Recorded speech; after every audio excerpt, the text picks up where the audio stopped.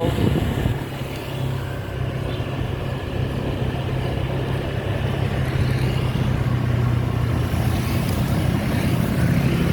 guys, iyon, sa pag-ikot-ikot nga natin, around dito sa Embo guys, meron na naman tayong bagong natuklasan.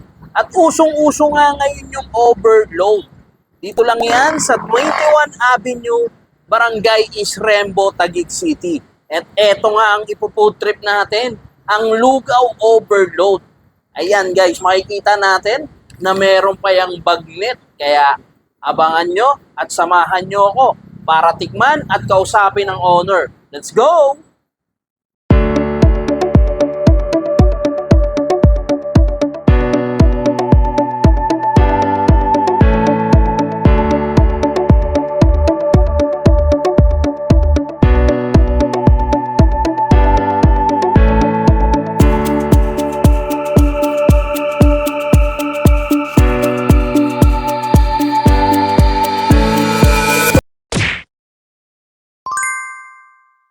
Alright guys, and we are here nga. Yun, at para tikman at kausapin ang mga owner nitong Lugaw Overload.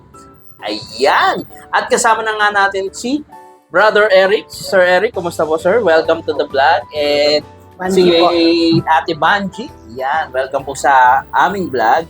So, ayun, kwentuhan nyo naman po kami paano po nagsimula itong business na to. And paano nyo nabuo itong Lugaw Overload? Sige po. Wala lang kasi tawag nito. Dito kasi sa area namin, kung babagtasin mo yung area namin, Jake Salo po. wala pong lugawan. Apo. Tapos walang tapsihan. Kaya Tama po. sabi ko, kung magtatayo ako ng dito ng klase ng ako na yung mga dyan, mga kainan. Yan ang ilalagay ko kasi Yun. wala talaga akong makitang malayo pa malalayo pa. Tapos yun nga, actually silog lang dapat yung concept ko, silog lang talaga. Eh since mahilig kasi ako sa lugaw. Yes. Dati madalas ako umu-order ng lugaw sa Grab. Eh namamahalan ako kasi minsan lugaw lang aabutin ng magkano. Kaya sabi ko, isama ko nga sa menu ko yung lugaw. Since yung overload naman yan is hype na yun di ba? Medyo trending ngayon ang overload. Yung overload, kaya ginawa ko, sige, lagyan ko, wala pa ako nakitang lugaw overload dito sa Tama kaya po. ginawa ko, Opo. sabi ko, sige, samahan ko nga ng lugaw overload. Gamitin ko muna yung word, samantalahin ko yung word na overload, habang siya is trending pa. Yes. Kaya nilagyan ko ng overload, yun ang in-highlight ko talaga, lugaw overload. Siya yung pinagawan ko ng tarpaulin, para kitang-kita yung word na overload. Kaya, and tama-tama kasi yung word na overload is parang tulong na rin po to sa mga consumer, sa mga clients, tama po. Ito po yung tinatawag na sulit, di ba? Kaya po talagang dadayuhin eh. Tama bro Eric, di ba? So, yung concept po talaga ng overload, pero yun yung katulad po nito, may egg, tama po, di ba? So, the usual, ito yung mga partner ng lugaw. Pero sa inyo, dinagdagan nyo pa to ng bagnet. Opo, bagnet. Tama, di ba? So, kumbaga, sa isang consumer na ako, kayo rin po, mahilig sa lugaw, is talagang sulit yung yung babayad mo o yung i-consume mo dito na talagang uwi kang busog, panalo, di ba? Yun nga yung sinasabi nila guys, panalo yung bigayan. So, yun yung essence ng overload. So, yung iba talaga, marami nang sumusunod, hindi lang lugaw. Opo. Actually, may na-vlog din tayo guys. So, tignan nyo lang sa baba yung mga video. Meron kami na-vlog na Pansit Battle Patong na overload din. So, yun, hindi lang Paris ngayon ang ino-overload guys. So, kumbaga, ito na rin yung isang selling point ng mga ganito, mga kainan dito sa around Metro Manila na which is nabablog natin is talagang yung paggamit ng essence ng overload. Okay. 'Di ba? So, yun. Paano po nag-start tong Brother Eric itong business? Actually, nag-business kami sa akin na concept niya talaga is rice in a bowl. Yeah, rice in a bowl, parang ganun po ako. So, yun. Actually, ayaw ko sanang pumayag kasi may spag kasi ng business. business. Opo. Yung nga yun, I believe yung naikwento sa akin kanina ni ma'am, yung hardware nyo. Sabi ko kasi hindi natin kakayanin yan. Kung tayo sa tao, mahirap magkukuha ng tamang tao. Yes Lalo po. sa pagkain, Yes. mahirap. So, bilang asawa, sinuportahan ko siya. Yun. Ito kaming dalawa. Importante kami talagang one. So, akong tagahugas. Para saka, hindi talaga ako nakikalaw sa pag-prepare ng food. Dapat siya talaga. Kasi lahat ng mga yan, personal recipe niya. Yun. Lalo na yung mga liquado niya. Opo. Sa mismong gumawa yung magnet. Sa sarili niya, Opo. recipe niya. And si ma'am, I believe may background sa pagluluto, culinary. Opo. Yun. Nag-school ako. So, from ano po, anong year po kayo nag-culinary? 2017 po. Yun. So, eto ba, ngayon nyo lang pinapractice o dati na rin kayo nag-ano talaga? Hindi, actually, ngayon lang talaga kami pumasok sa ganitong business. Oh, so bukod doon sa hardware, pero nag-culinary na talaga kayo. Nag-culinary ako 2017. Pero hindi ko naman din na-practice na yung after kong graduate. Wala na. So, dito na lang sa talaga. bahay na lang talaga ako. Sa bahay, nagluto. tsaka dito. Pero nitong pandemic, nagano ako naging home baker ako. Oo. Gumagawa ako ng mga customized cakes. Tapos, Wow. nagpapa-order ako sa Facebook, Messenger, mga Online selling. ganun ang ginagawa ko. Tapos, ang plano ko talaga dati, magtatayo ako ng parang cafe. Opo. Yung mga produkto na, like yung mga sweets, ako mismo gagawa. Pero, since nagtaas kasi yung mga ingredients Opo, correct po, tama sa po. cakes, parang ang hirap pag presyo, pag masyadong mataas. Opo. Ang hirap i-market, di ba? Lalo na ngayon, ang daming home baker. Yun. Tapos, sabi ko, siguro na lang, yung mga ganito na lang, mga Ayun. So, pagkain. dito nag-end up. And I believe, bago pa lang kayo, 2 months, no? Ayun. So, ma'am, sir, ayun, paki-invite na po natin yung mga nanonood na pasyalan nila dito, puntahan nila, at yung landmarks, at i-experience nila. Kasi po, dito po sa vlog namin, talaga, ako po, lagi po namin sinasabi na yung lasa po is subjective po siya. So, iba-iba po yung panlasa ng tao.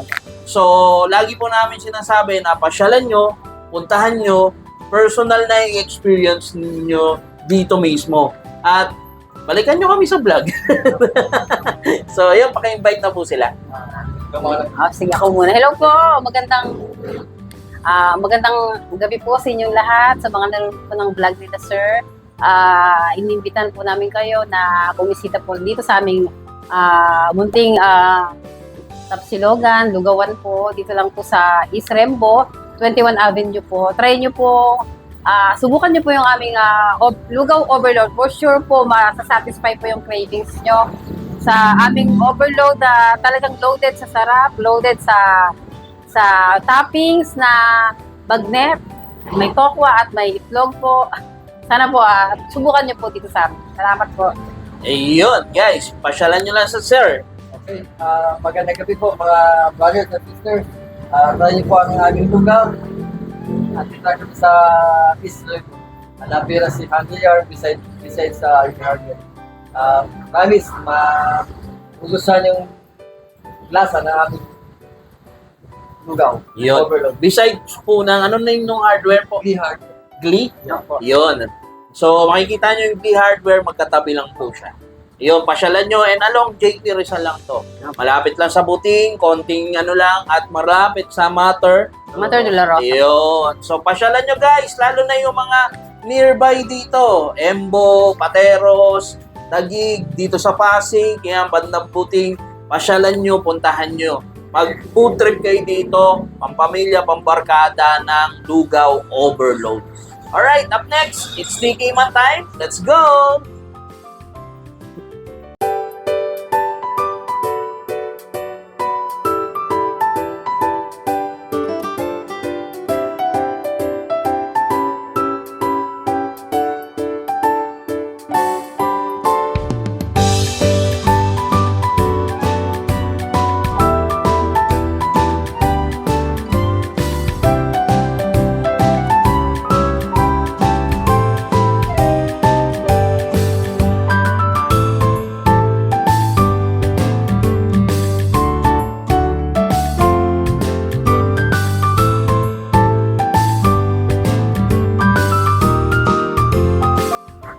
guys, it's Tikiman time! Ayan nga guys, at titikman na natin ngayon itong Lugaw Overload dito sa Hungry Yarn. Ayan! Kaya umpisahan ko na dito. So, ayan, lagyan muna natin kalamansi guys. Yun palibutan muna natin ng kalamansi yan. At syempre, lagyan natin ng konting kick ba? Lagyan natin ng konting kick na pampaanghang. Yan Yan. Then, halu-haluin lang natin ng konti. So, titikman ko lang muna siya ng plain lugaw. Ito guys,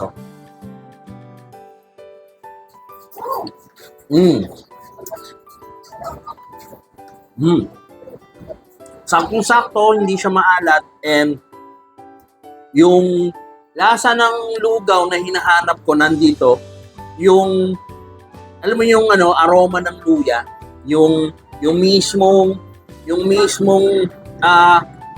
spreading ng aroma ng luya. Yan. Malalasahan mo siya. And yung bigas o yung kanin na ginamit nila, saktong-sakto, and masabaw yung lugaw, hindi tuyo. So, subukan na natin tong may kanilang bagnit.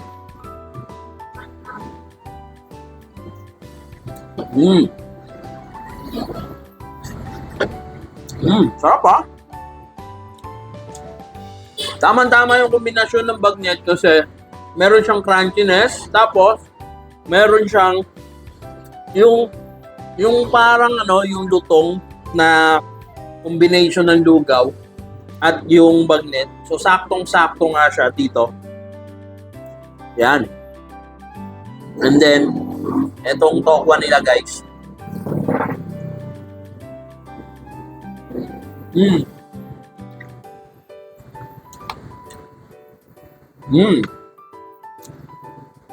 Sarap. Masarap siya, guys. Typical lugaw na talagang pinuno mo siya ng alam mo yon, yung dressing o yung overload mga laman dito sa ibabaw niya. And yun, kita naman natin to. Tikman na natin.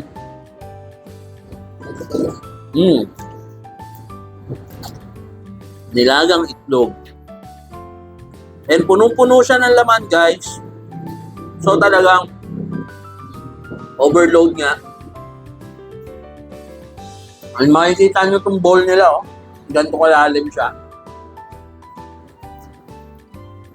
So, sa isang head o sa isang tao, sulit na to, grabe. Manalo sa dami ng lugaw. So, kung ikaw medyo trip mo, lalo na ngayon, pagtatag-ulan na, trip mo yung mga ganitong food trip, lalo na paggabi, ayun, pasyalan nyo dito, puntahan nyo dito guys, sa Hungry Yarn. Yan. So, yun guys, at makikita nyo, sulit na sulit, for only 100 pesos, may overload lugaw ka na, and food tripin mo, kasama mo yung pamilya mo, girlfriend mo, boyfriend mo, or yung mga tropa mo, pasyalan nyo dito guys, sa Hungry Yarn. Yan. So, yun, maraming salamat guys, and uubusin ko pa to.